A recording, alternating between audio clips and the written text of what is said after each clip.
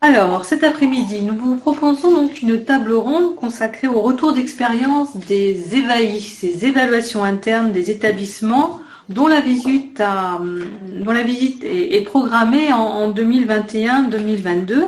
Donc là, je tiens déjà à remercier les établissements que nous avons sollicités et qui ont accepté de participer à cette table ronde virtuelle, je m'en excuse. Donc, vous êtes plusieurs établissements. Donc, le centre hospitalier d'Angoulême, avec Stéphanie Plat, directrice de la qualité, de la gestion des risques, des affaires juridiques et de relations avec les usagers. Jean-Christophe Goral, cadre supérieur de santé. Pour l'Institut Bergonié, nous sommes avec Frédéric Boyer, directeur qualité, et Sylvia Anfedac, cadre qualité. Pour l'hôpital de Saint-Sevé, nous sommes avec les Delphine Lafargue, pardon, madame la directrice, et Delphine Doro, responsable qualité. Et je vois une quatrième personne qui se présentera tout à l'heure, une troisième personne qui se présentera tout à l'heure. Pour la fondation John Bost, nous sommes avec Damien Baudry, directeur qualité, et avec la clinique François Chénieux, nous sommes avec Thomas Roux, son directeur, et Cécile Marsaudon, je pense qu'il va nous rejoindre. Je ne la vois pas encore sur l'écran. Cécile Marsaudon, qui est responsable qualité. Donc, bienvenue à tous. Alors, cette table ronde, nous l'avons organisée selon trois grands thèmes.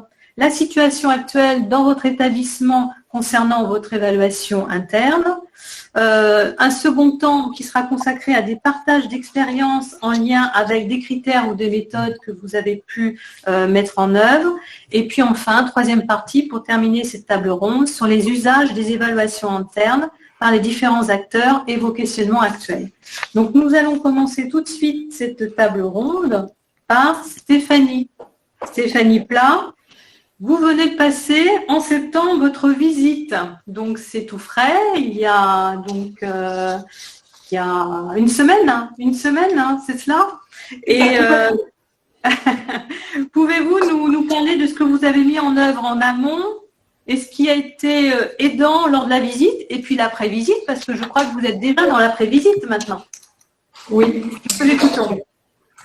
écoutez, bonjour à tous. Donc, s'agissant du centre hospitalier d'Angoulême, donc afin de préparer cette visite de certification, on avait commencé donc par installer un comité de pilotage spécial certification, donc qui a été installé donc fin 2019 et qui était composé donc de membres de la gouvernance, de praticiens, de représentants d'usagers, de représentants de la direction des soins et bien entendu donc de l'équipe qualité.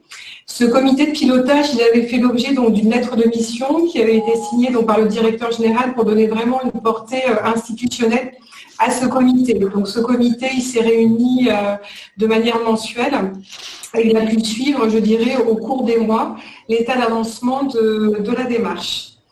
En parallèle de l'installation de ce comité de pilotage, donc il y avait une présentation du référentiel qui avait été faite dans les instances et dans les services afin de toucher le maximum de professionnels.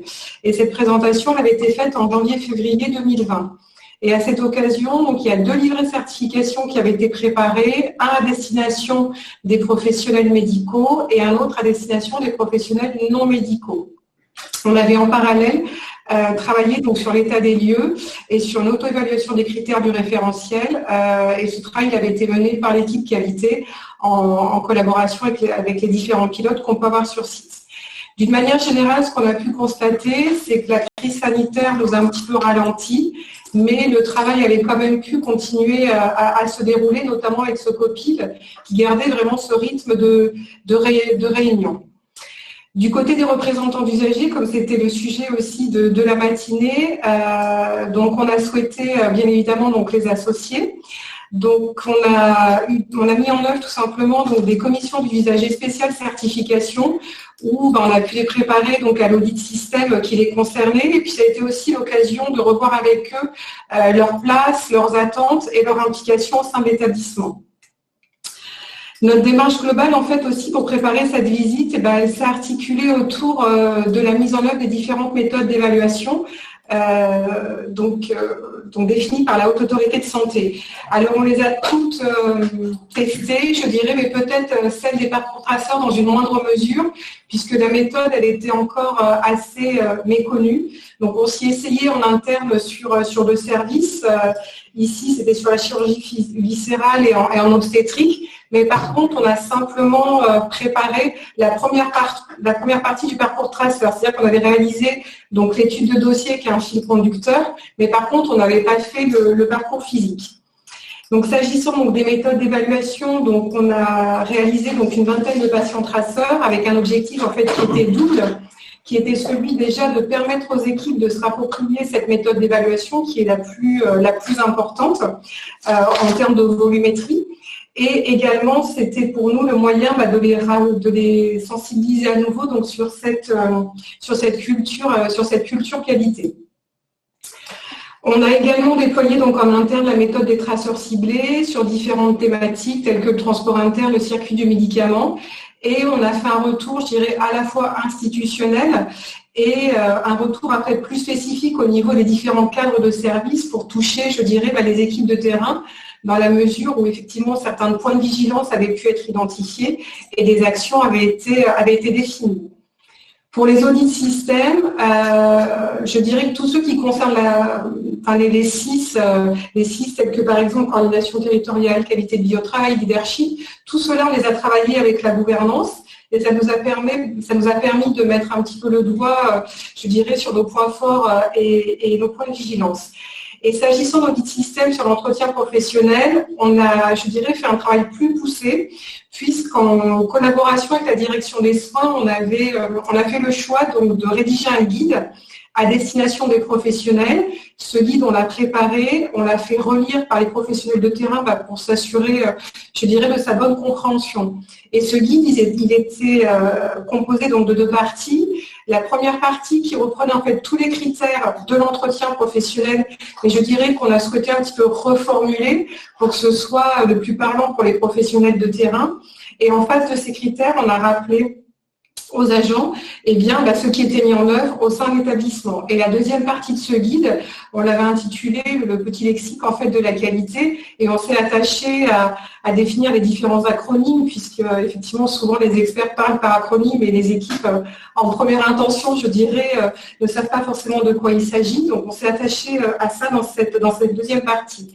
Et sur la dernière méthode d'évaluation, donc qui sont les observations, et là, donc, on a mis en place donc, un outil, on a mis en place une petite checklist certification qui reprenait les différentes thématiques telles que l'affichage, le chariot d'urgence, le circuit de médicaments. Et sur cette grille étaient rappelées les bonnes pratiques. Et cet outil, il a vraiment été aidant pendant le déroulé de la visite, puisqu'on s'est rendu compte que tout ce qu'on avait noté sur cette grille, les experts visiteurs, au décours des différentes méthodes d'évaluation, se sont bien assurés que tout pouvait être conforme. En parallèle de tout ce que je viens de citer, on a aussi déployé donc une campagne de communication, alors sur différentes thématiques et différentes manières. On a pu faire des bulletins spéciaux au centre hospitalier d'Angoulême, on appelle ça les flash infos sur une thématique dédiée, où là je dirais ça concerne l'ensemble de l'établissement.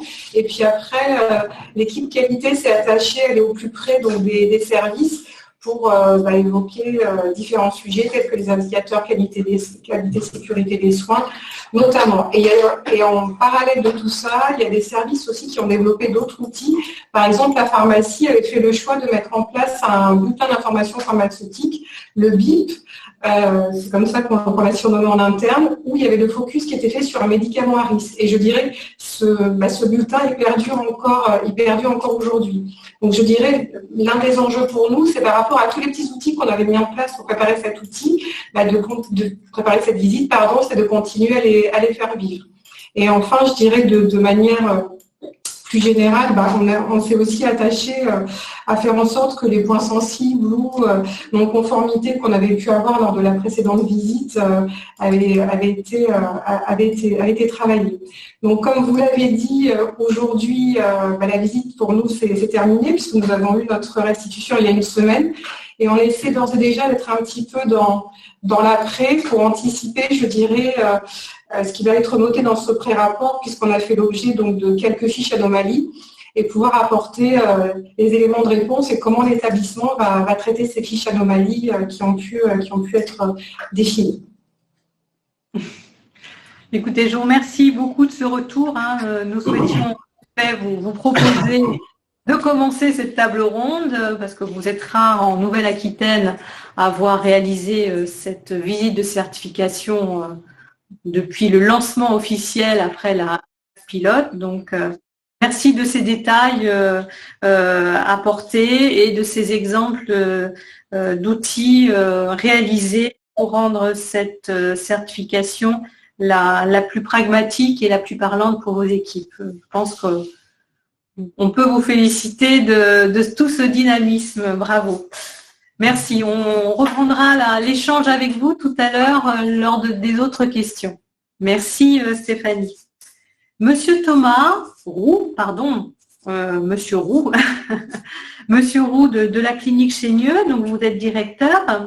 Ma question va porter sur, donc vous passez votre certification en décembre, vous avez votre visite de certification en décembre prochain. Votre statut d'établissement privé, vous fait-il appréhender différemment cette certification ? Bonjour à tous. Donc non, c'est Thomas mon prénom, mais vous pourrez m'appeler en tant que privé. Thomas, on va rester à monsieur et madame pour le moment.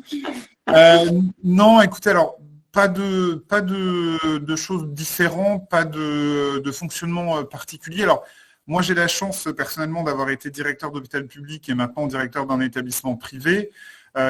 On appréhende les choses de la même manière. Ça reste une certification de façon commune à l'ensemble des établissements de santé. Ce qui est un petit peu différent, mais je crois que ça a déjà été évoqué de nombreuses fois ce matin, et ce sera également le cas cet après-midi, c'est des exigences particulières qui sont liées à cette nouvelle certification.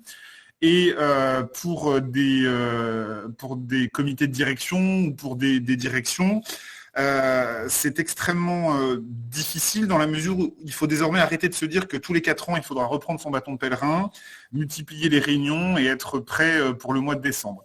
Et on s'aperçoit, ce qui est le cas en fait pour notre établissement, malgré tous les efforts qu'on peut faire, malgré la bonne volonté d'une grande partie de professionnels, c'est encore vu comme une contrainte, c'est encore vu comme quelque chose on va rajouter des contraintes supplémentaires, on va nous embêter en multipliant les réunions. Et ce qui en tout cas ressort de notre préparation, c'est l'exigence que la direction doit aussi porter de mettre la qualité dans le quotidien de chacun. Et cette nouvelle certification, puisqu'elle est surtout liée aux patients, elle est surtout liée aussi aux équipes, comment fonctionne le travail en équipe, on s'aperçoit que l'acculturation, ça ne peut pas se préparer 5-6 mois avant et puis tout repart après. Il faut que ce soit vraiment, en tout cas, des termes, un accompagnement au quotidien ou un management au quotidien est quelque chose qui va être qui est nécessaire. C'est-à-dire que cette politique qualité qu'on va porter, elle doit être aussi, et on en reparlera après, une orientation, une composante essentielle de notre orientation. Je vous remercie. Nous étions dans le Limousin. Déplaçons-nous maintenant en Dordogne avec Monsieur Baudry, Damien Baudry. Donc vous êtes à la Fondation John Bost. Alors Damien, votre visite est programmée également en décembre prochain. Donc la Fondation John Bost est une institution sanitaire et médico-sociale. Comment mobilisez-vous votre expérience d'un secteur vis-à-vis de l'autre ? Bonjour. En effet, la Fondation John Bost est une institution sanitaire et médico-sociale. Nous avons sur toute la France et particulièrement en Dordogne des structures sanitaires, psychiatriques et des maisons d'accueil spécialisées des femmes avec un public handicapé souffrant de troubles psychiatriques et autistiques. La grande particularité que nous avons actuellement, et qui va vous montrer pourquoi on a décidé de travailler comme on a travaillé, c'est qu'au sein même de certains pavillons, nous avons une partie dépendant de l'autorisation sanitaire, et une partie dépendant de l'autorisation médico-sociale.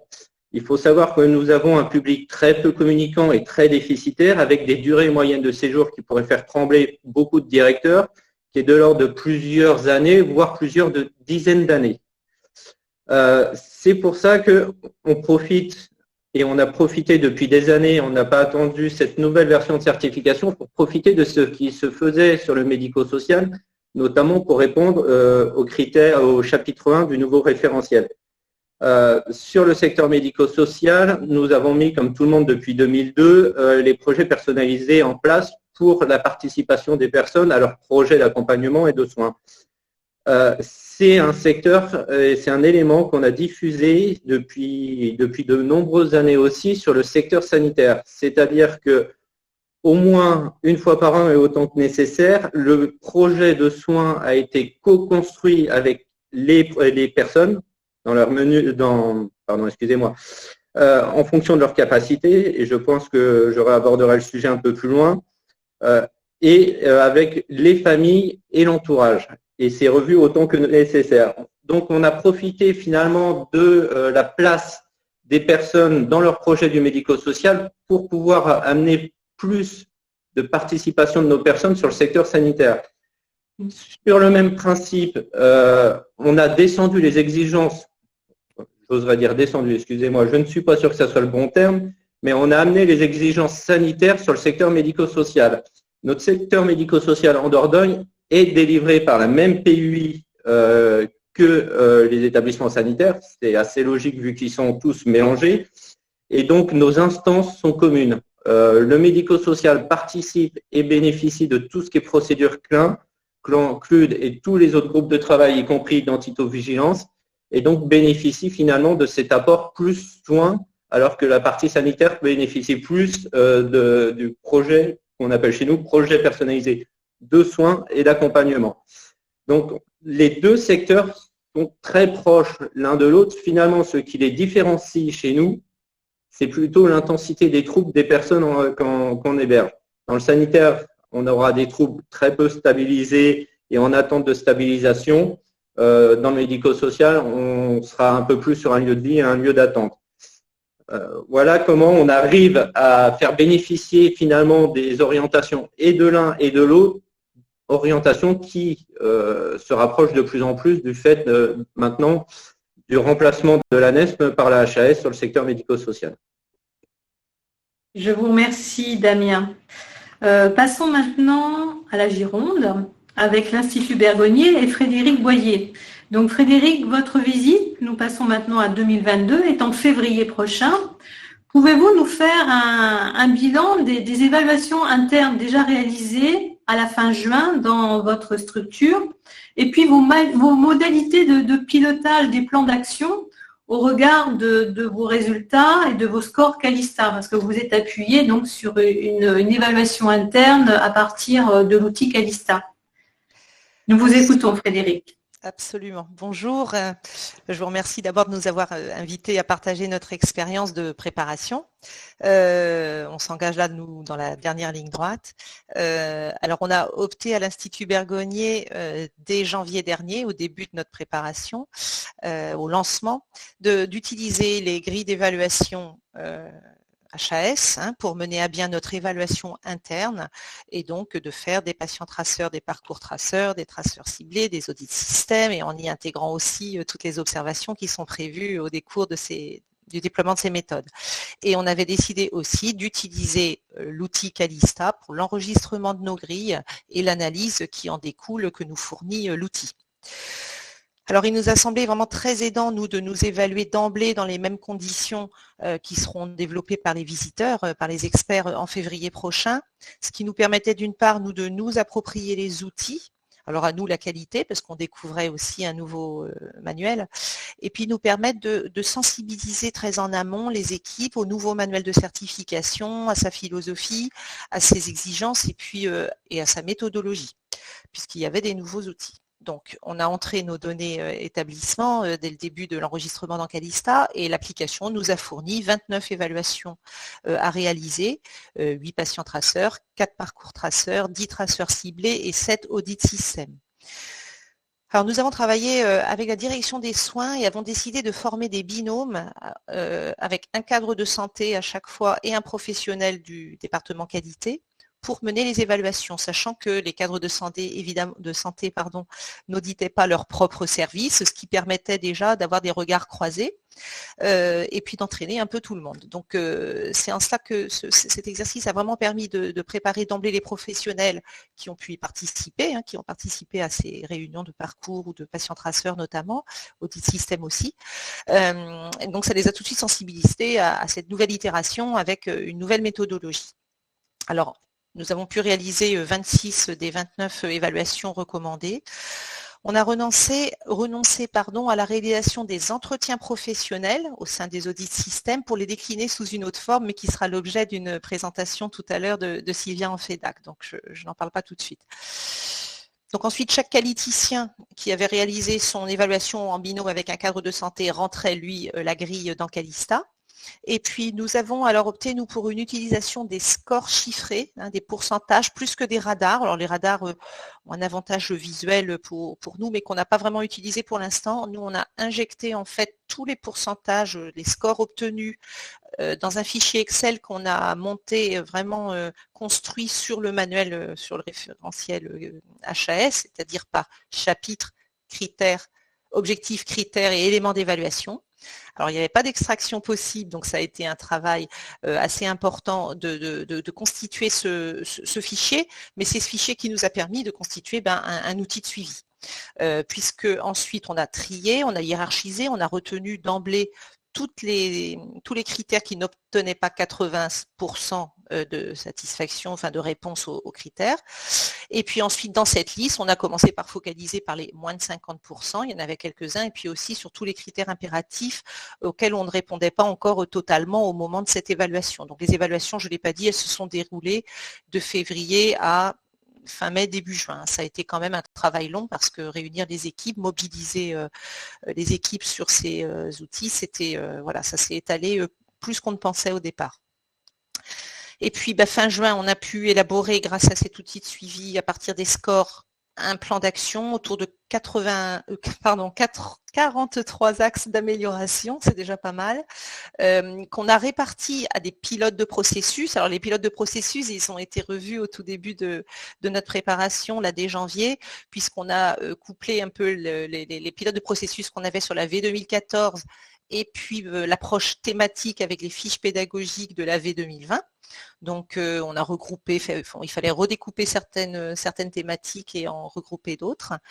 Et puis chaque pilote de processus, on a identifié un membre aussi de l'équipe qualité en binôme avec les pilotes de processus, en soutien et puis en suivi d'action aussi. Pour nous tenir au courant de l'état d'avancement. Donc on a eu des axes d'amélioration à peu près dans toutes les fiches pédagogiques, je dirais, toutes les thématiques d'évaluation de la culture de la pertinence du résultat, le droit des usagers, représentation, droit et représentation des usagers, les risques et vigilances, le leadership, on en a un peu dans toutes les disciplines, la prise en charge médicamenteuse bien sûr. Donc actuellement, l'été a été le moment du déploiement vers les pilotes d'action de leur devoir de vacances. Depuis septembre, donc on a vraiment une réunion hebdomadaire au service qualité pour suivre son plan d'action et comme on s'est dispatché toutes les actions, on regroupe ça au moins une fois par semaine avec un report régulier quand on peut hebdomadaire avec la présidente de CME ou notre directrice des affaires médicales selon leur disponibilité et la direction des soins. Un point est fait à chaque CME, j'y reviendrai probablement dans mon intervention suivante, pour impliquer au maximum au fil de l'eau les médecins sur les thématiques qui leur reviennent. Et puis le dernier maillon de pilotage que l'on a depuis le début, c'est notre comité qualité, risque et évaluation qui se réunit mensuellement et auquel participe la direction générale et là dont l'ordre du jour est toujours évidemment largement pris par le suivi de cette certification. Et puis enfin, cette évaluation interne telle qu'on l'a menée de façon assez méthodologique, je pense, va nous servir pour une mission d'appui d'Unicancer. La Fédération des CLCC a organisé des missions d'appui de visite intercentres en prenant dans notre pool de tous les centres de lutte, on a des experts visiteurs qui vont par binôme aller visiter un autre centre. Donc nous, on a ce qu'on appelle une visite à blanc là en novembre. Et donc, ce bilan d'auto-évaluation qu'on n'a pas rendu à l'HAS, on l'a pris comme un outil, nous, interne, d'abord parce qu'il était incomplet, et puis pour l'utiliser par contre au vu là de notre audit à blanc, ça va être un élément important pour préparer cette visite. Voilà ce que je peux en dire aujourd'hui. Merci Frédéric également du détail de ce retour. Pour terminer ce premier tour de table, Delphine Lafargue. Donc maintenant, nous sommes dans les Landes, à l'hôpital Saint-Sevé. Donc votre visite est programmée en mai 2022. Le dimensionnement de votre établissement est-il un atout ou une difficulté, Madame Lafargue? Bonjour à tous. Alors c'est vrai qu'au premier abord, on pourrait penser qu'être un petit établissement est un atout pour la certification. Alors juste pour vous contextualiser, le centre hospitalier de Saint-Sevé est un hôpital de proximité de 117 lits qui propose une filière gériatrique quasi complète allant de la consultation mémoire au lit identifié de soins palliatifs. 180 agents permettent le fonctionnement de la structure. Alors, dans un établissement comme le nôtre, la communication est certes facilitée de par la taille humaine, mais ce sont souvent les mêmes acteurs qui vont être sollicités et qui, de fait, doivent être polyvalents. Alors, je pense que cette dichotomie, quand un établissement est grand, c'est compliqué, quand il est petit, c'est facile, n'est pas représentative de la réalité. De plus, la sécurité et la qualité des soins sont l'affaire de tous, et ce, quel que soit le dimensionnement de la structure. Merci, Madame Lafargue. Alors ensuite, nous souhaitions un petit peu aborder lors de cette table ronde des partages d'expériences en lien plutôt avec les méthodes et les critères. Donc là, on continue toujours avec l'hôpital de Saint-Sevé, mais avec Delphine Doreau, maintenant, responsable qualité. Alors, Damien l'a un petit peu déjà abordé lorsqu'il évoquait à l'Institut, à la Fondation de John Boss, cette convergence sanitaire et médico-sociale. Est-ce que vous pouvez, Delphine, nous évoquer comment vous travaillez cette convergence du dispositif d'évaluation sanitaire et médico-sociale? Comment vous le mettez en œuvre? Si vous pouviez nous donner des exemples dans vos organisations, vos évaluations, vos critères, vos méthodes que vous mobilisez actuellement entre ces deux secteurs, sanitaire et médico-social. Alors bonjour à tous. Donc tous les services du centre hospitalier de Saint-Sevé sont concernés par la certification, à l'exception de notre EHPAD de 32 lits. Bien, depuis que l'établissement s'est volontairement engagé dans une démarche de certification et de qualité, ce qui remonte à peu près au début des années 2000, bien, nous avons toujours considéré notre structure comme une seule et même entité. Alors dans ces conditions, bien, pourquoi l'EHPAD n'aurait pas le même niveau d'exigence et de qualité que les autres services? Donc tous les groupes de travail que nous mettons en place pour préparer cette nouvelle certification, eh bien, comprennent des professionnels de l'EHPAD. Toutes les évaluations internes que nous réalisons, donc on l'a tous évoqué, le patient traceur, le parcours patient, les audits, les observations, bien toutes ces évaluations, elles prennent en compte l'EHPAD. Et d'autre part, il nous semble que le regard des résidents, il est particulièrement intéressant et pertinent. En effet, bien, du fait de leur séjour au long cours, ces derniers vont vraiment avoir une vision précise de nos atouts, mais également de nos faiblesses. Donc, comme ça a été dit ce matin, vraiment, depuis quelques années, nous essayons de les inclure le plus possible à tous nos groupes de travail et à toutes nos instances. Pour essayer de vous illustrer un petit peu cette convergence des dispositifs d'évaluation entre le sanitaire et le médico-social, je vais laisser la parole à Marie-Josée Guillaume-Autonia, qui est notre pharmacien. Bonjour à tous. Donc, comme vient d'expliquer Delphine à l'instant, notre EHPAD représente un service à part entière au sein de l'établissement centre hospitalier de Saint-Sevé. Ainsi, toutes nos procédures relatives à la sécurisation du circuit du médicament s'appliquent à l'ensemble de l'établissement, dont l'EHPAD. Lorsque nous réalisons un audit, une évaluation des pratiques professionnelles, l'EHPAD est également évalué de la même façon que les autres services. Par exemple, nous travaillons actuellement sur la sécurisation du stockage des médicaments et des dispositifs médicaux dans les unités de soins et nous prévoyons d'investir dans de nouvelles armoires à pharmacie dans la plupart des services du centre hospitalier de Saint-Sevé, dont l'EHPAD. Ainsi, toutes les étapes du processus, circuit du médicament, processus logistique, processus clinique, font l'objet des mêmes exigences de qualité et de sécurité des soins. Je vous remercie beaucoup d'avoir pu vous joindre à cette table ronde aujourd'hui pour évoquer cette convergence, notamment dans le circuit du médicament, et qui est un point important dans ces démarches-là. Damien Baudry, vous l'évoquiez tout à l'heure, vous l'avez vous l'avez beaucoup évoqué, hein, ce projet qui est le ciment de vos structures, hein, projet de vie, projet de soins, projet de la personne. Comment vous travaillez les parcours? Parce que ces démarches d'évaluation et de certification sont quand même fortement aussi en lien avec cette notion de parcours. Comment vous le travaillez avec les équipes? Alors, la mission de parcours est un sujet assez compliqué et problématique chez nous, étant donné que, vu qu'on a finalement l'intégralité des structures au même endroit, le parcours se réalise chez nous. C'est-à-dire que on a beaucoup de passages entre le sanitaire et le médico-social, mais étant donné la durée d'accompagnement, on a finalement peu ou pas de sortie. On a énormément de décès au bout de X années de séjour chez nous. Donc, c'est un sujet qui est compliqué à porter et à mener au niveau des professionnels.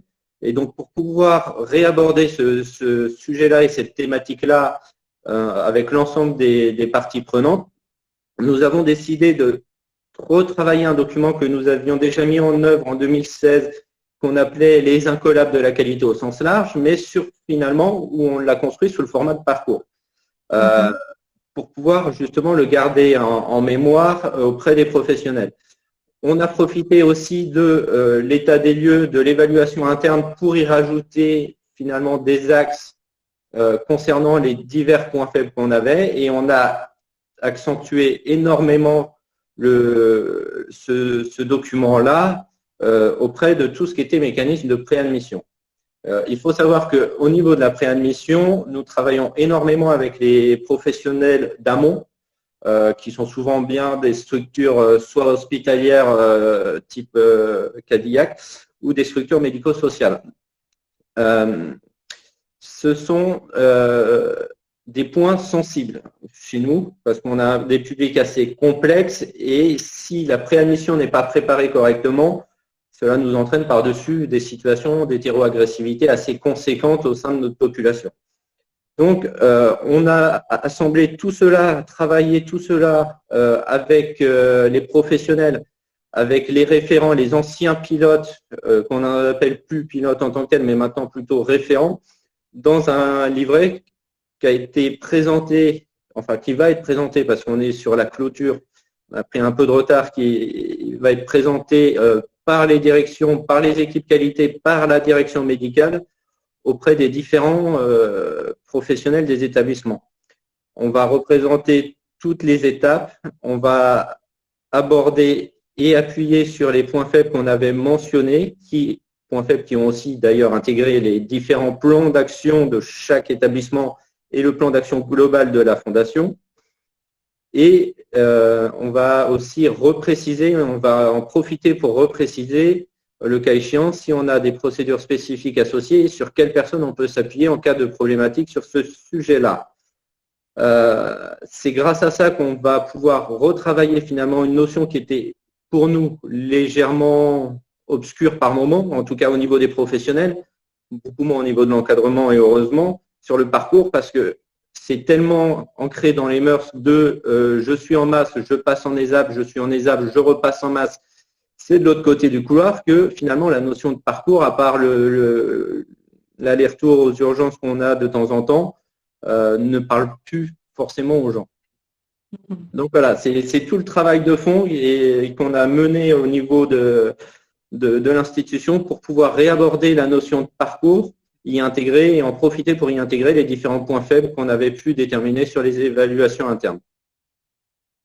Je vous remercie Damien, parce que la notion de parcours et de projet, vous l'avez vu, est un élément clé, quelles que soient les prises en charge, même des prises en charge courtes, dans ce nouveau manuel. Alors, on est autour des professionnels, Sylvia Enfedac, donc vous êtes cadre qualité à l'Institut Bergonié. En échangeant avec vous, vous nous évoquiez la conduite d'entretien avec les professionnels, la difficulté ou en tout cas la solution que vous aviez trouvée pour impliquer encore plus les professionnels dans cette évaluation interne. Est-ce que vous pouvez nous en parler de la démarche que vous réalisez auprès des professionnels ? Alors oui, bien sûr. Bonjour à tous. D'abord, merci pour cette invitation qui nous permet effectivement de partager notre expérience. Donc, comme vous l'a dit Frédéric tout à l'heure, on a mené les auto-évaluations sur le premier semestre 2021 et en mois de juin, on a décidé de faire tous les audits système sur une même journée. Donc, on a organisé avec la direction, la gouvernance donc de l'établissement, la direction générale, la présidente de la commission médicale et puis la direction des soins. Donc, il nous restait effectivement à faire les entretiens professionnels si on voulait compléter notre auto-évaluation. Et on arrivait déjà à la période estivale, donc après discussion avec la direction des soins, et puis aussi dans l'idée d'avoir une large concertation des salariés qu'on n'aurait peut-être pas eu si on avait interviewé un nombre limité de personnes. On a choisi donc d'adapter ces critères de cette grille Calista, là, des entretiens professionnels, dans un questionnaire en ligne qui nous permettait effectivement de le proposer à l'ensemble de l'établissement. Donc, on a construit ce questionnaire conjointement avec la direction des soins et on a retravaillé en fait les critères sous forme de questions. Donc, ça reprend bien toutes les thématiques de la grille, la culture qualité, sécurité des soins, la maîtrise des risques, satisfaction, expérience patient, tous les sujets autour de la bientraitance, la prévention de la maltraitance et puis le travail en équipe. Et donc, ça nous a permis de reformuler un petit peu sous forme de questions fermées pour la plupart et quelques questions ouvertes. Donc, on a des questions qui portent sur la connaissance des personnels. On voulait savoir où ils en étaient de toutes ces démarches qualité, donc ou des pratiques en fait dans l'établissement. Donc, on a comme exemple de questions, savez-vous expliquer aux patients comment exprimer une plainte ou une réclamation? On avait des questions du type, connaissez-vous le référent hygiène de votre unité, etc., etc. Et puis d'autres questions qui avaient aussi vocation à connaître aussi le niveau d'information des professionnels sur les différents projets qui avaient été menés dans l'établissement ou qui sont en cours de réalisation et donc des questions qui induisaient un petit peu la réponse. Connaissez-vous la charte de la bientraitance? Savez-vous qu'elle a été diffusée? Parmi les dispositifs suivants qui permettent l'implication des patients, lesquels connaissez-vous? Et là, on avait listé tous les dispositifs qui ont été mis en place. Et puis, on avait posé aussi des questions sur la perception aussi des professionnels concernant le travail en équipe, l'organisation, les temps d'échange aussi au sein de leur service. Donc, ce questionnaire, on a mis un petit temps pour le construire et donc on l'a mis en ligne la semaine dernière. Intégré dans le cadre de notre campagne de communication donc autour de la certification, puisqu'on a dédié le mardi à l'assertif. Donc on a une campagne qui s'appelle Le Mardi c'est certif et donc qui consiste à diffuser chaque mardi donc une fiche thématique qui peut s'afficher dans les services et nous nous appuyons aussi beaucoup sur la mobilisation des cadres et des responsables d'unités pour sensibiliser et inciter aussi les professionnels à répondre à ce questionnaire. Donc en moins d'une semaine, on a déjà eu plus de 100 réponses. Donc ce questionnaire, il va être proposé jusqu'à mi-octobre à peu près, donc on attend encore d'autres réponses des professionnels. Alors bien sûr, il y aura une analyse qui sera faite à l'issue de cette concertation et on envisage de présenter les résultats au cadre des unités. Nous avons une réunion mensuelle qu'on appelle la réunion des cadres managers où effectivement on échange de ces sujets-là et on envisage aussi de fournir un support de communication des résultats pour que les cadres des unités, les responsables à leur tour puissent échanger avec les professionnels. Et en fonction des résultats de ce questionnaire et du niveau d'information donc des professionnels, on envisage aussi des fiches d'information qui permettront d'éclairer ou de répondre aux questions pour lesquelles le score n'est pas celui qu'on attend, ou sera inférieur à celui qu'on attend. Voilà. Merci de nouveau pour cet autre exemple de retour d'expérience, d'appropriation des méthodes. Monsieur Roux, de prénom Thomas, comment intégrez-vous votre démarche qualité dans le projet médical et la gouvernance? Vous l'avez un petit peu évoqué tout à l'heure en introduisant vos propos. Est-ce que vous pouvez poursuivre votre réflexion? Alors, oui, ce que je disais, ce qui est important, c'est de ne pas attendre chaque visite de certification pour se dire, tiens, l'établissement, et notamment le binôme direction-présidence de CME, s'intéresse à la qualité.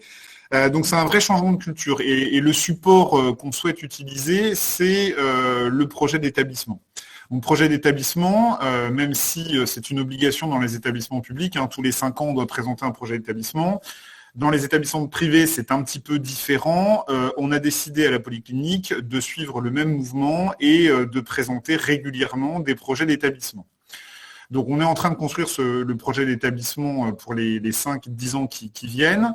La colonne vertébrale, ça reste bien évidemment le projet médical. Et l'objectif, c'est pas de faire un projet médical et puis d'additionner quelques petits projets pour faire bien, le projet social, le projet de soins, le projet de travaux, le projet d'investissement informatique, le projet qualité gestion des risques. C'est de faire un projet médical qui soit un projet de qualité. Pas au sens projet de qualité, un bon projet, mais qu'on intègre bien dans toutes les composantes du projet médical et du projet d'établissement les notions de qualité. Ça implique un véritable changement de culture parce que la qualité, c'est pas uniquement au moment de la certification, et ça, je le répète parce que c'est extrêmement important pour que l'ensemble des différents métiers, des différents professionnels de l'établissement les bien en tête. Et pour reprendre en fait, moi qui suis breton, pour reprendre aussi une formule bretonne, il faut savoir tirer des bords sans perdre de vue le cap. Donc ça veut dire bien intégrer aussi que le management par la qualité, c'est notre objectif, qu'on ne peut pas y aller directement, qu'on ne peut pas non plus l'imposer, on ne peut pas forcer les gens aussi à faire de la qualité. Donc on va progressivement utiliser des outils qui sont disponibles comme le projet d'établissement pour infuser tout simplement cette culture qualité.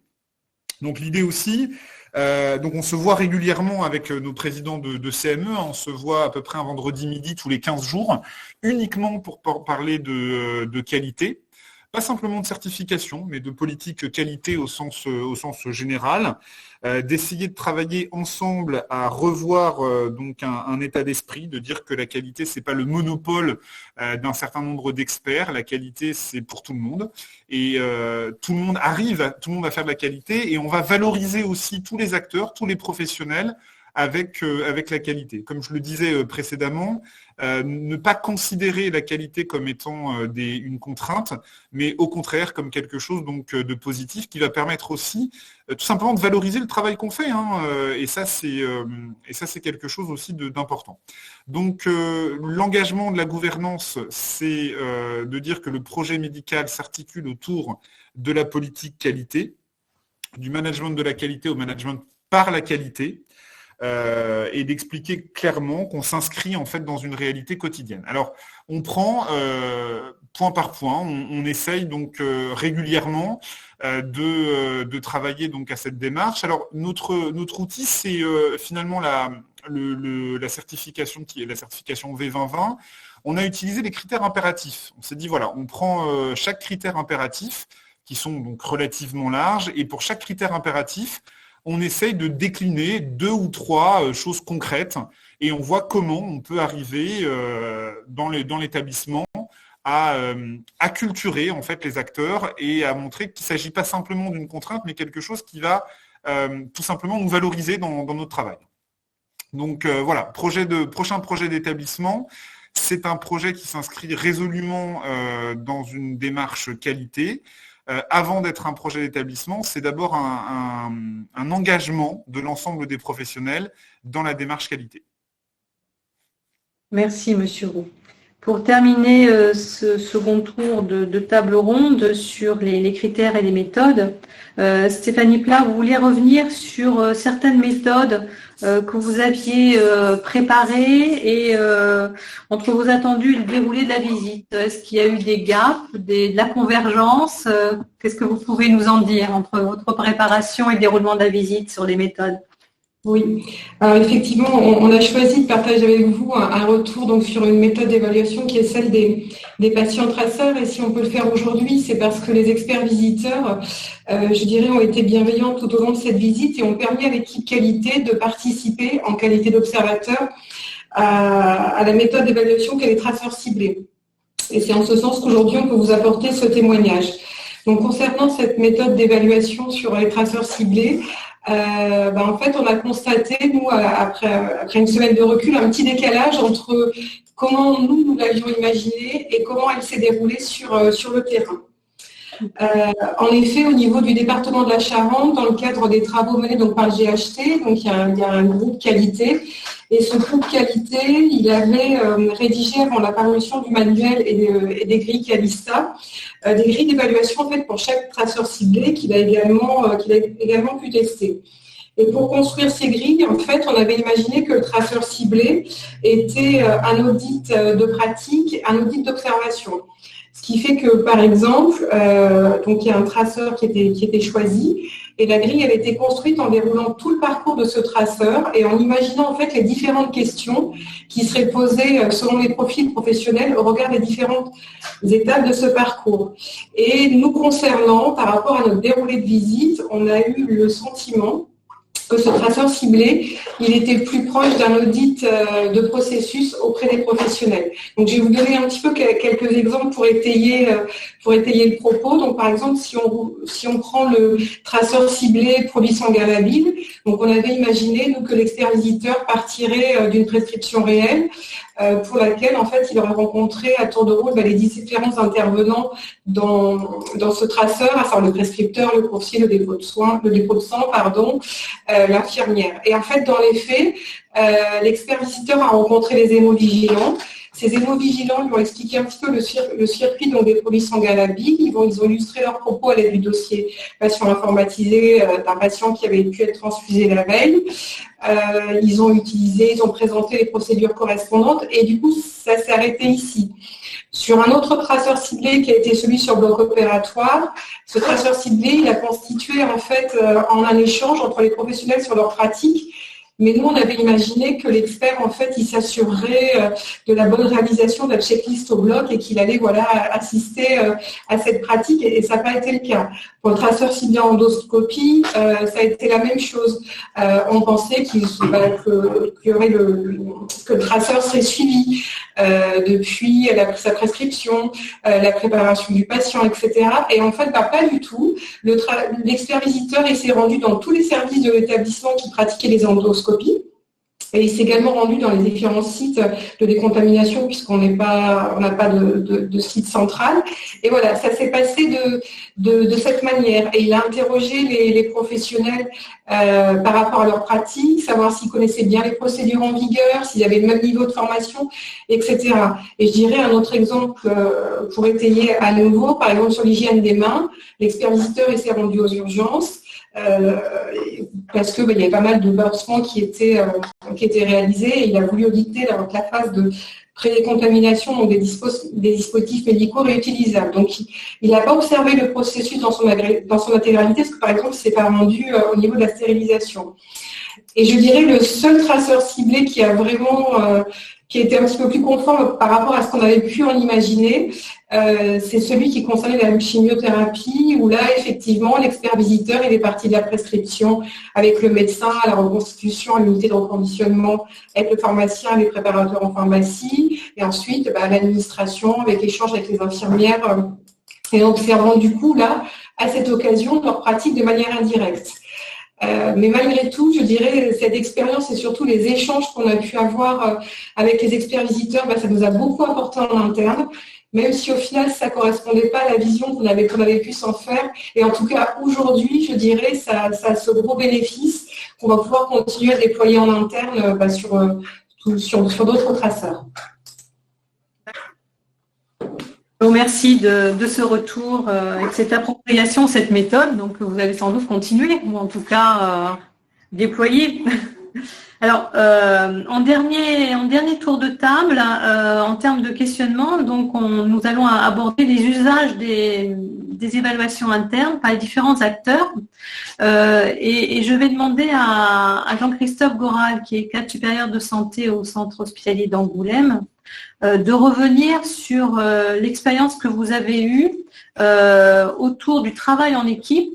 Et c'est vrai que quand on aborde le travail en équipe, on ne pense pas forcément à la relation au travail, à ses difficultés et à la médiation professionnelle. Donc, je crois que vous avez eu cette expérience-là dans votre établissement. Est-ce que vous pouvez nous en parler et comment ça a été mobilisé ou pas pendant la visite? Oui, tout à fait. Bonjour. Oui, alors tout à fait. Au sein de notre établissement, on a débuté une démarche en médiation sur le secteur du bloc opératoire.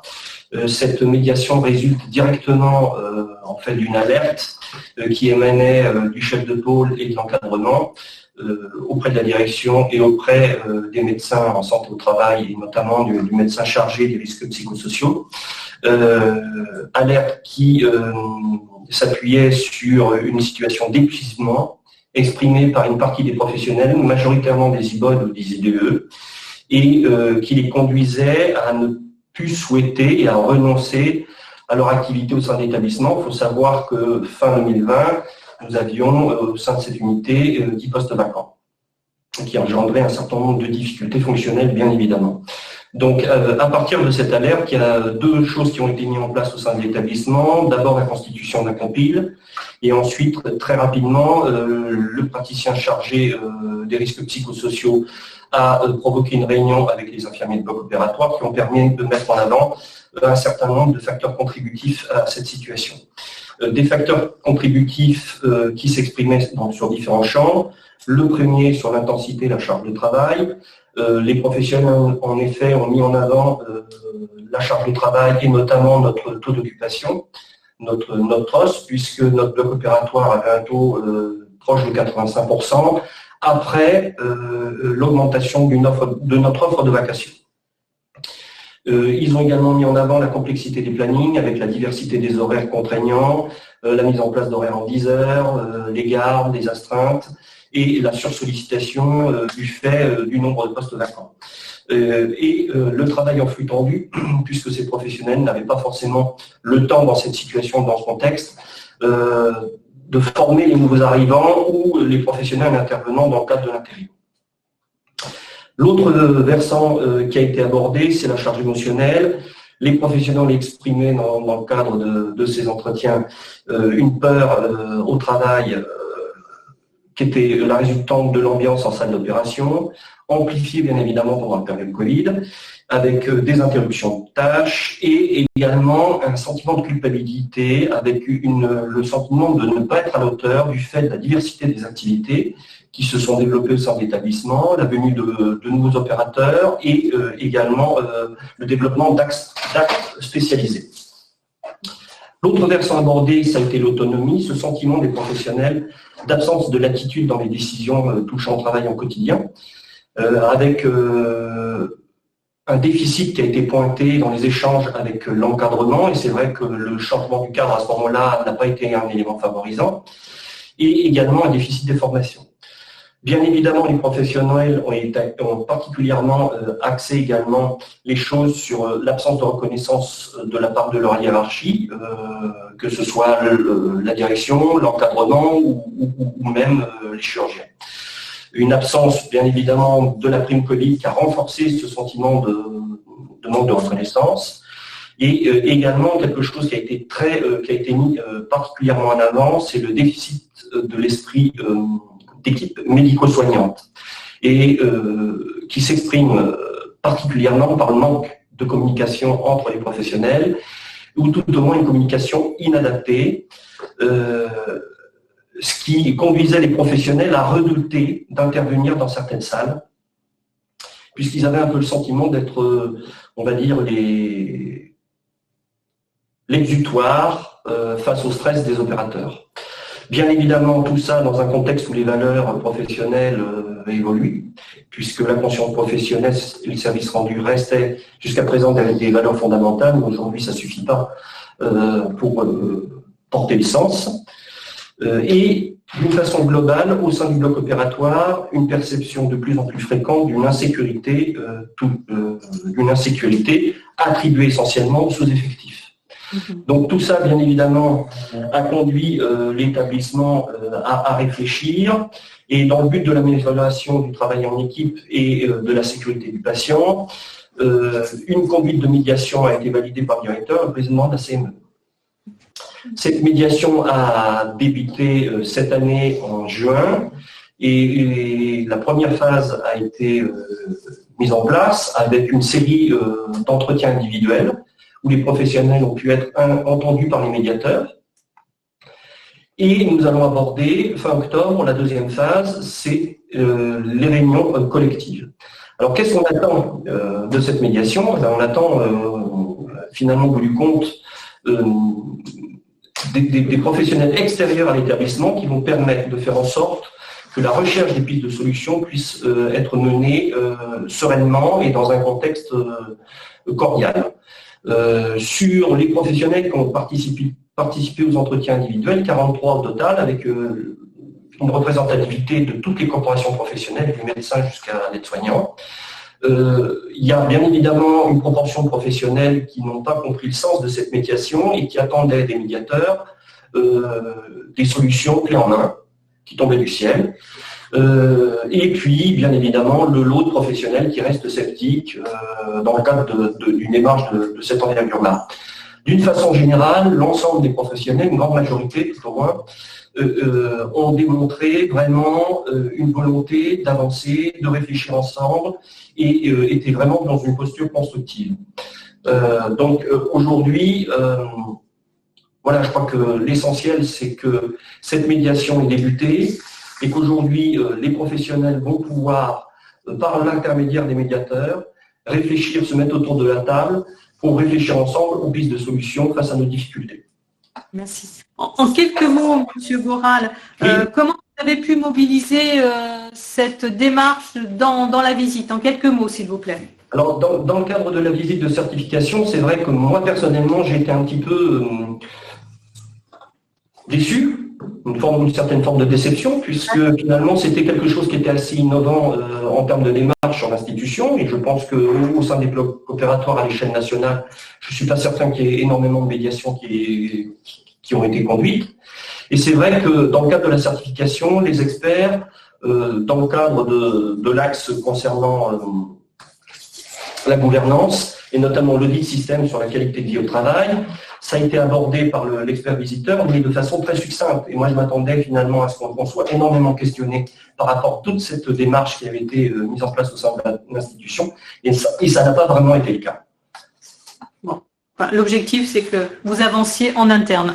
Complètement. Je vous remercie beaucoup, M. Goral, d'avoir accepté d'évoquer cette démarche-là. Toujours dans le travail en équipe, hein, vous avez bien compris, là on finit cette table ronde avec les 4 enjeux, notamment avec le travail en équipe. Cécile Marsaudon, donc vous êtes responsable qualité à la clinique Chénieux. Parlez-nous un petit peu de votre démarche d'accréditation et puis si vous pouviez aussi rapidement évoquer vos questionnements par rapport à Pacte. Je vous remercie. Bonjour, donc Cécile Marsaudon, Polyclinique de Limoges, je suis responsable assurance qualité. Alors, en ce qui concerne la démarche d'accréditation en équipe dans l'établissement, je pense que il faut d'abord avoir un soutien managérial fort de la direction et que ce soit une volonté vraiment des présidents de CME que la qualité puisse investir aussi dans la démarche d'accréditation médicale parce que bon, c'est quelque chose qu'on fait pas en plus mais en parallèle. Il faut savoir convaincre les praticiens parce que c'est une démarche qui est compliquée pour eux. Se connecter sur SIAM, créer son compte, mettre l'ensemble des documents. Donc, il faut savoir les convaincre. Et pour les convaincre, du coup, trouver une argumentation forcément un peu pertinente. Alors, bon, forcément, il y a la prime à l'assurance, notamment pour les spécialités à risque. Mais ça leur donne aussi une visibilité, ça leur permet de communiquer. Il faut savoir que c'est des arguments aussi qui sont recherchés en cas d'expertise médicale ou de contentieux. Et puis, du coup, aussi, nous, de notre côté, on les rassure en leur disant que déjà, le travail est pratiquement fait, puisque du coup, c'est des démarches qu'ils font déjà. Ils sont déjà inclus dans les RMM. Ils sont déjà, souvent, ils participent à l'élaboration de recommandations, de protocoles, en lien des fois avec des retours d'expérience. Et du coup, c'est des choses qu'ils font déjà. Et en fait, se connecter et s'inscrire dans cette démarche d'accréditation, ce n'est que, en fait, valoriser ce qu'ils font déjà. Donc, comment faire? Du coup, nous, on apporte un soutien un peu logistique. On les aide dans la création de leur compte. On se renseigne auprès des OA, les organismes d'accréditation certifiés par la HAS. Il y en a 18. On les contacte. Du coup, moi, ça m'est arrivé de contacter Orthorisque, Gynérisque, de contacter le CFA-AGE pour savoir quelles sont les attentes de ces organismes d'accréditation. Après, du coup, on essaye de valoriser en interne, du coup, les médecins qui sont accrédités. On met la liste, on en parle en CME, on en parle dans le journal interne, on affiche aussi les certificats dans les cabinets. Voilà. Et puis, nous, après, au niveau établissement, on essaie de valoriser dans notre PACS les actions qui sont faites en lien avec l'accréditation médicale. Donc, on fait le lien entre les actions qui sont menées dans le cadre des accréditations médicales et on les intègre dans notre PACS. Donc, il y a tout un tas de choses qui sont classiques que tous les établissements font, réviser les protocoles d'antibioprophylaxie. On a revu aussi la gestion des anticoagulants, notamment en gastro.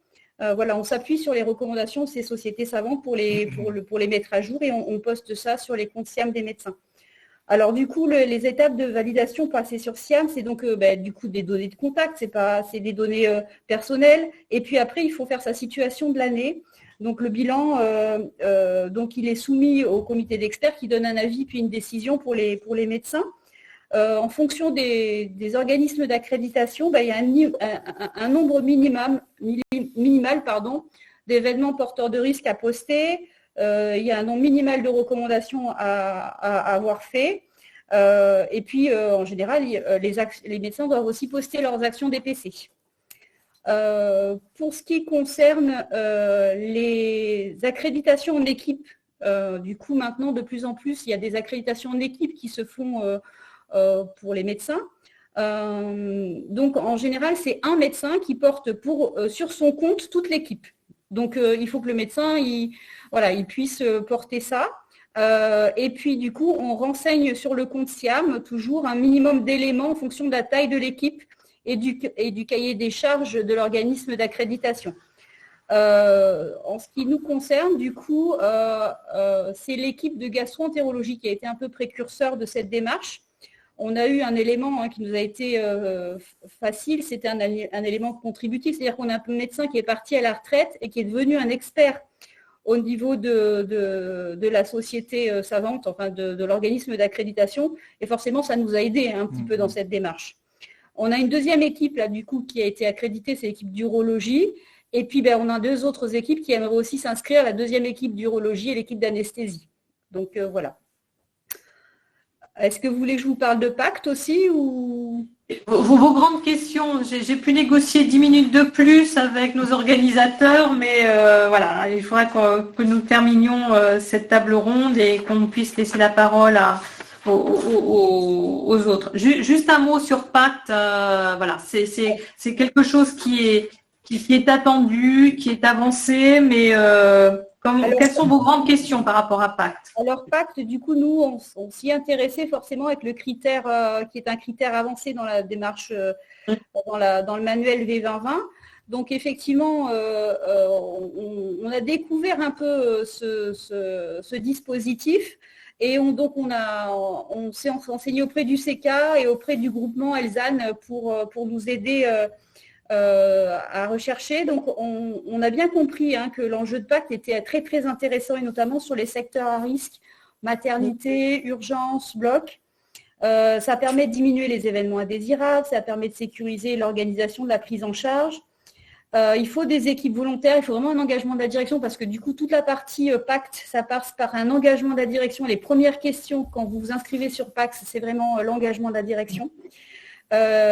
Et puis, c'est quelque chose qui ne peut pas se faire du coup comme ça en 6 mois parce que il faut qu'on prépare la certification. C'est un engagement qui se fait, qui est long, qui se fait en 3 phases. Et du coup, il nous faut donc on y pense là pour l'instant sur notre site.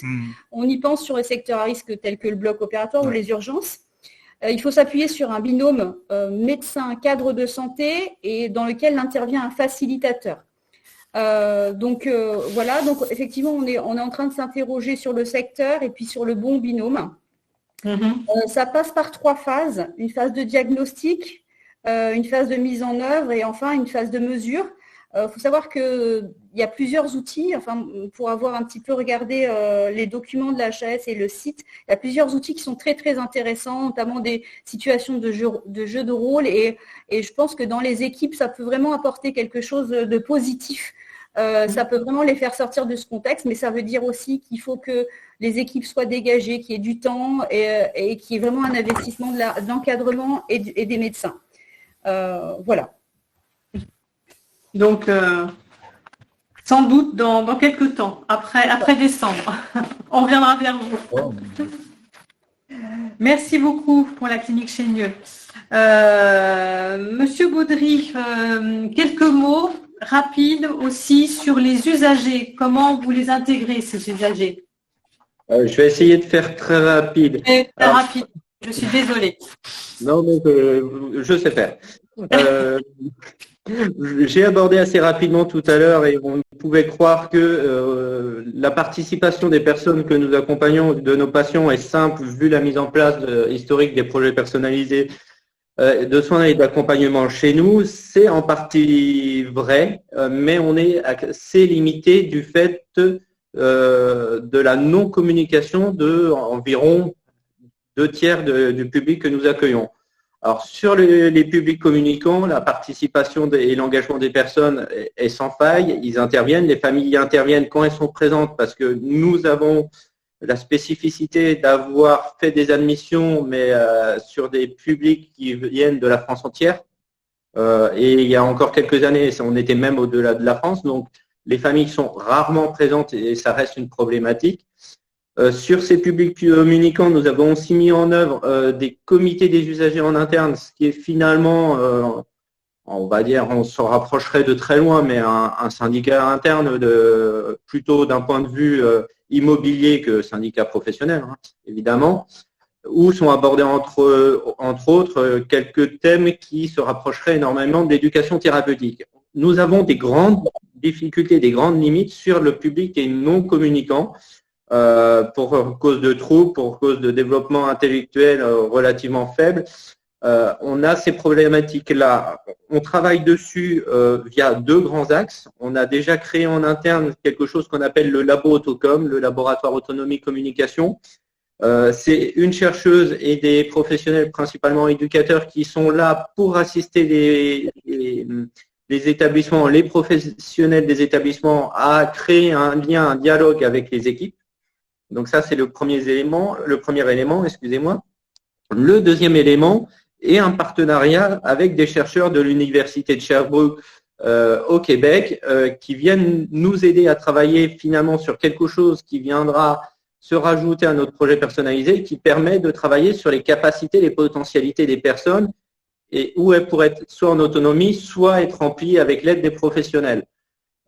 C'est un sujet qui est en cours de travail et en cours de déploiement, qui est assez intéressant parce que quand on a des Québécois qui passent, déjà l'accent est très sympa et ça nous donne un peu de vacances, mais qui va nous permettre aussi de redonner une place à ces personnes où finalement on interprétait très fortement leurs souhaits et leur engagement. Et là, on va aller plutôt essayer de chercher la réalité. Là où on reste malgré tout très très limite, c'est et on s'en est rendu compte et on en a questionné, c'est sur nos patients traceurs, parce que la participation d'un public non communicant quand on doit faire les patients traceurs est compliquée. Donc on a essayé et pour l'instant on met plus cela en stand-by. À titre indicatif, on nous demande 15 patients traceurs et on aurait sur les 360 personnes accueillies 80 à 100 personnes communicantes. réellement qui seront en capacité d'être questionnés. Donc, on est limite. Et c'est notre principale difficulté. À l'instant T, si on doit faire ces patients traceurs, ça va être localisé sur 2 à 3 pavillons sur les 9 qui concernent les 2 établissements. Donc, c'est notre grosse difficulté actuellement et notre gros questionnement sur comment ça va être piloté et est-ce qu'on va être réellement questionné sur ces parcours-là, sur ces pavillons-là, avec un public non communicant, ou est-ce que tous les patients traceurs vont être basés sur des structures où nos patients peuvent être peuvent répondre à différentes questions. Merci, mais je pense que vous trouverez les solutions avec votre chef de projet HAS. Je commence à en avoir un peu. Frédéric Boyer, l'Institut Bergonié, en quelques mots. Quelques mots. Madame Lafargue. En plus, donc la question que vous posiez sur comment faire perdurer la démarche continue, la qualité, elle est posée depuis ce matin. On l'a bien senti. J'ai bien noté aussi la phrase de Madame Biche, directrice qualité au CHU de Poitiers, qui a dit que cette visite était redoutable sur la question de l'appropriation par le terrain. Et c'est bien de ça qu'il s'agit, c'est que la certification ne soit pas hors sol, mais que tout le monde soit bien au courant qu'on est dans une démarche qualité et que tout le monde la connaisse.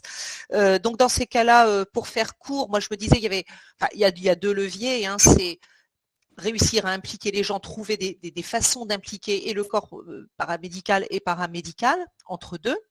Et puis le deuxième point rapidement que j'aborderai, c'est aussi surtout nous, qualiticiens, de veiller à avoir une démarche intégrée. C'est pas là aussi pas donner l'impression qu'on est à côté du projet médico-soignant, mais bien dedans. Alors l'intervention de Monsieur Roux m'a particulièrement intéressée puisque on est aussi nous dans l'écriture, la validation c'est fait d'ailleurs de notre projet d'établissement.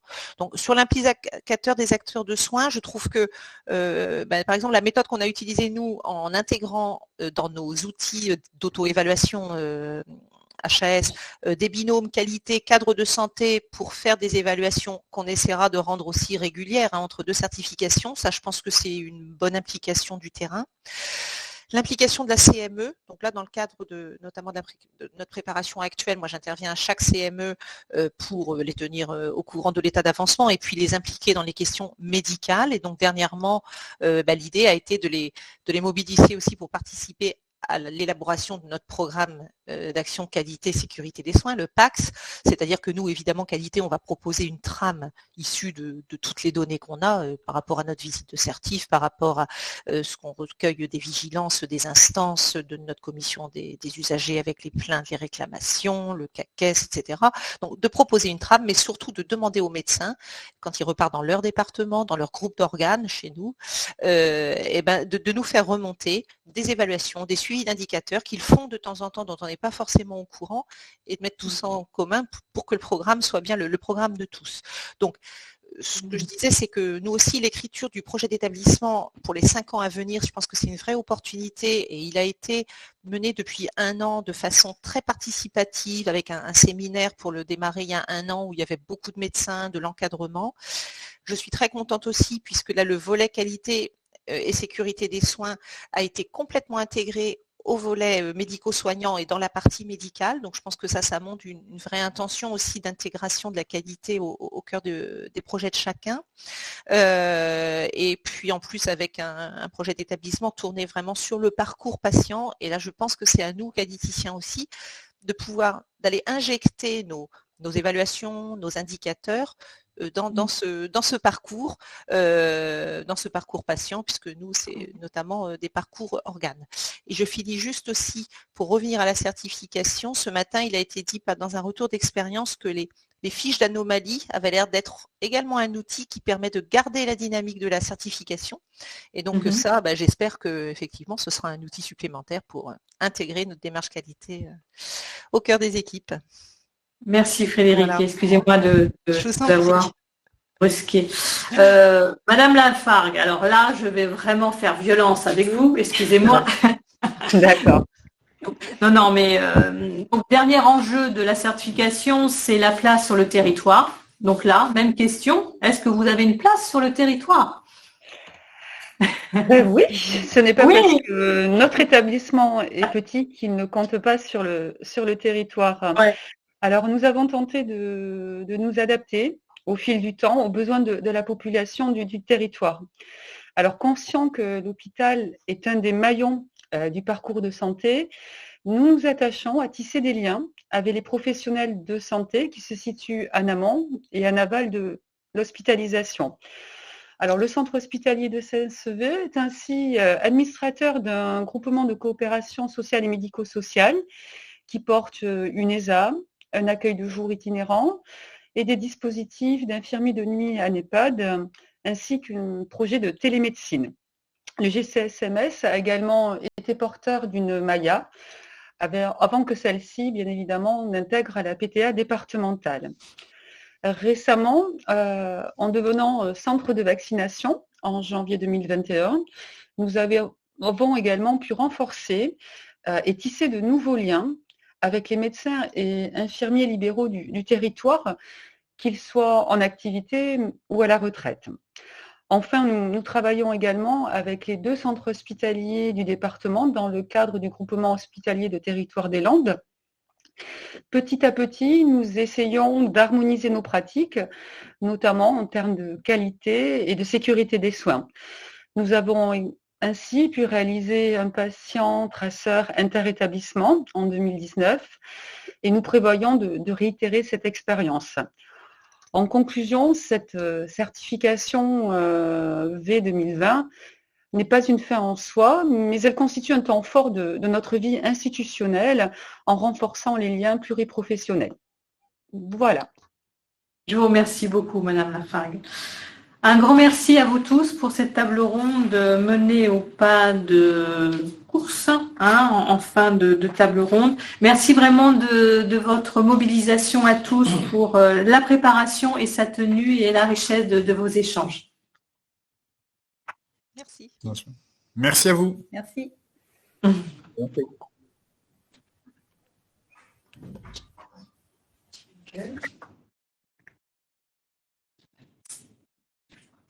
Alors, nous allons passer à la partie questions-réponses de cette table ronde.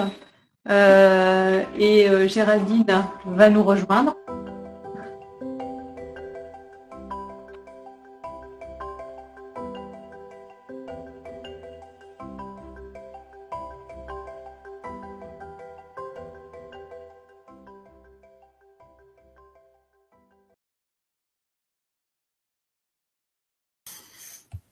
Bien. Donc nous sommes là sur la phase questions à la suite de cette table ronde. Géraldine, je crois que vous avez eu beaucoup de questions. Oui, justement. beaucoup de questions. Donc, vu la richesse des interventions aux uns et aux autres, et sans plus attendre, donc une question dont on a parlé justement en fin de cette table ronde, qui est plutôt adressée au niveau de l'hôpital d'Angoulême, qui avait parlé justement de fiches anomalies. Et une des questions a été justement de préciser sur quoi les fiches anomalies du premier retour et pourquoi surtout aussi ce type de fiche avait été ouverte. Alors en fait, on a été un petit peu déçus puisqu'on n'a pas eu le détail des fiches anomalies qui ont été pointées donc par les experts visiteurs. On sait simplement qu'elles répondent en fait, je dirais d'une manière générale au fait qu'il n'y a pas forcément d'appropriation de la culture qualité homogène. Ils ont constaté en fait beaucoup d'hétérogénéité en ce qui concerne les indicateurs qualité sécurité des soins ou tout ce qui tourne aussi autour des événements indésirables. Donc on sait que sur ces critères qui étaient impératifs, voilà, il n'y a pas d'homogénéité. Donc c'est pour ça qu'on a des fiches anomalies, mais on n'a pas le contenu précis à ce stade. On attend maintenant le pré-rapport. Ok.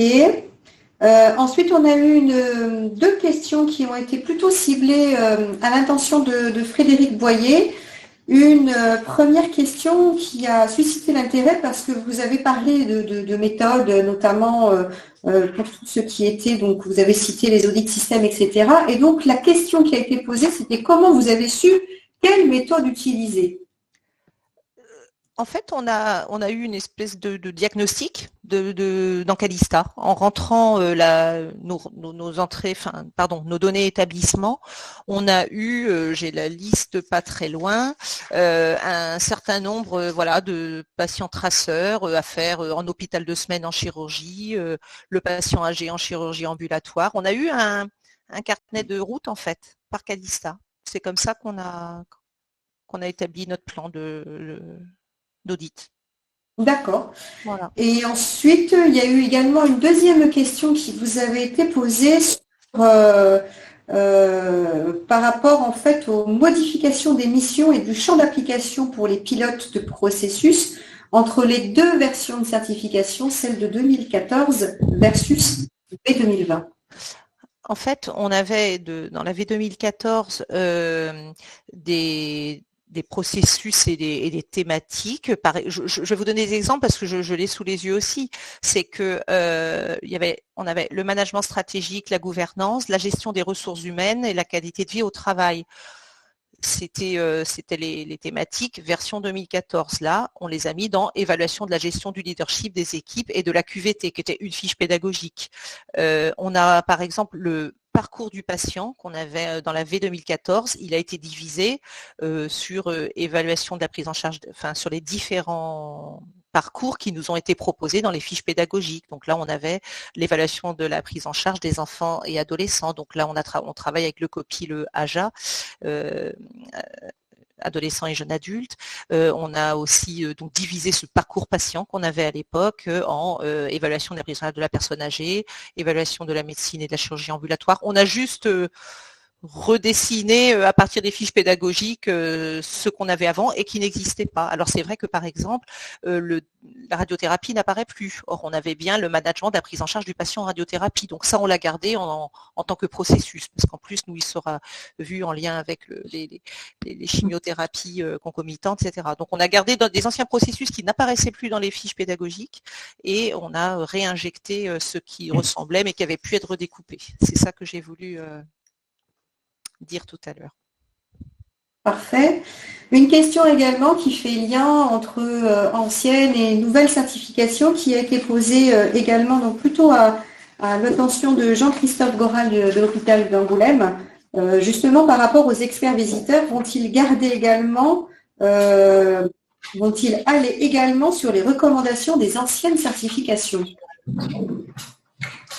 Je vais répondre à la place de M. Goral, donc je vous dirai oui. Et puis, si je peux ajouter aussi, les experts visiteurs ne manquent pas de lire tous les rapports d'inspection qu'on a pu déposer sur Calista. Donc oui, la réponse est oui. Parfait, merci. Ensuite, une question un peu générale, un peu à l'ensemble des intervenants et peut-être avec une demande de précision pour l'hôpital de Saint-Sever. Qui est plutôt donc lié à toute la démarche de communication qui peut être menée auprès des médecins, des professionnels, des usagers, donc avant, pendant et après la démarche de certification. Peut-être est-ce que l'hôpital de Saint-Sever peut répondre et préciser également comment vous vous y êtes pris. Alors donc pour mobiliser et communiquer avec nos professionnels, alors là, c'est là où on a la chance d'être un petit établissement. On a 7 praticiens hospitaliers, 6 médecins et une pharmacienne ici présente. Donc en fait, on communique de façon formelle ou informelle et on est vraiment tout le temps en lien. Donc là, pour ce versant-là, la taille de notre établissement est vraiment facilitante. Et ensuite, on essaie d'inclure à chaque fois qu'on fait une réunion, une rencontre, les représentants des usagers. Et on essaie aussi d'ouvrir aux familles. Et prochainement aussi, on va ouvrir aux associations qui interviennent dans l'hôpital, alors de façon ponctuelle, mais pour essayer vraiment de fédérer tous les usagers, tous leurs représentants. Ok. Et enfin, justement, donc, puisqu'on parle des représentants des usagers, une question qui est plutôt adressée à la Fondation John Bost. Donc, il a été question à un moment donné d'un livret et concernant ce livret, a-t-il été travaillé et où présenté aux représentants des usagers? Alors, malheureusement, du fait du Covid et de la carence partielle de nos 2 CDU, parce qu'il faut savoir qu'on a 2 CME, 2 CDU, 2 établissements qui sont certifiés en même temps. Nous n'avons pas pu le travailler réellement avec eux. Il n'a pas été présenté non plus, étant donné qu'il n'est pas finalisé, mais c'est programmé pour qu'il puisse être présenté au niveau des CDU. Et vu qu'il est commun sur toute la vallée de la Dordogne et donc notre établissement en Occitanie concerne moins la Nouvelle-Aquitaine, il va aussi être présenté au niveau des CVS. Parce que finalement, on travaille pareil des deux côtés. On n'arrive pas à impliquer autant les représentants des usagers qu'on le voudrait, parce qu'ils sont très peu nombreux chez nous. On a un représentant des usagers réellement actifs sur chacune des deux CDU et on commence à les épuiser légèrement. Ça reste une difficulté chez nous. Ça reste une difficulté. Ok. Voilà un peu sur l'ensemble des questions qu'on a pu relever. Alors, on en a eu beaucoup, hein, mais il a fallu faire une sélection et on est obligé d'arrêter un peu le processus de récupération des questions, mais il me semble qu'il y aura donc une réponse systématique qui sera apportée en suivant. Voilà, tout à fait. Bien, ben maintenant, donc merci aux participants et aux intervenants pour cette table ronde. Nous allons passer à une prochaine session qui s'appelle Au-delà de la certification, une stratégie et des ressources régionales.